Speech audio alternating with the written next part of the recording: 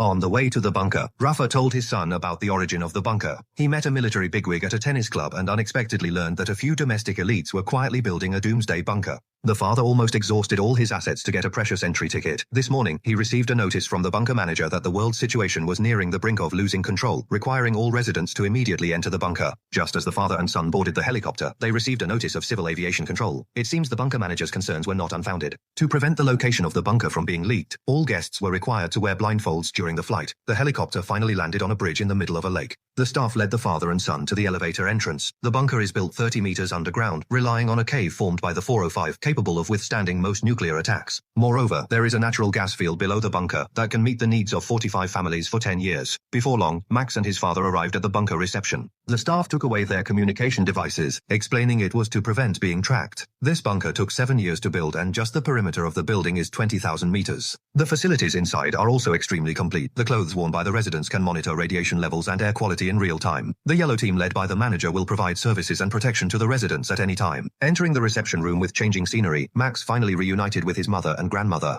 But his father, Rafa, was fixated on the news on the big screen. The Russian defense minister held an emergency press conference, claiming to launch a strong counterattack against certain provocative actions. The family went to the restaurant to dine and happened to meet the family of his deceased girlfriend. The atmosphere instantly became heavy. Max sincerely expressed his guilt. But the girlfriend's father, Kilmore, remained indifferent. Clearly, he had not forgiven the person who caused his daughter's death. The two families were once very close, but after that tragedy, they completely cut off contact. Kilmore politely introduced his new wife. It turned out that 6 months after his daughter's death, his ex-wife also died in a car accident. Kilmore was very talkative, showing no sign of disgust towards Max. However, the girlfriend's sister, Asia, was not so kind. During the meal, she openly made sarcastic remarks.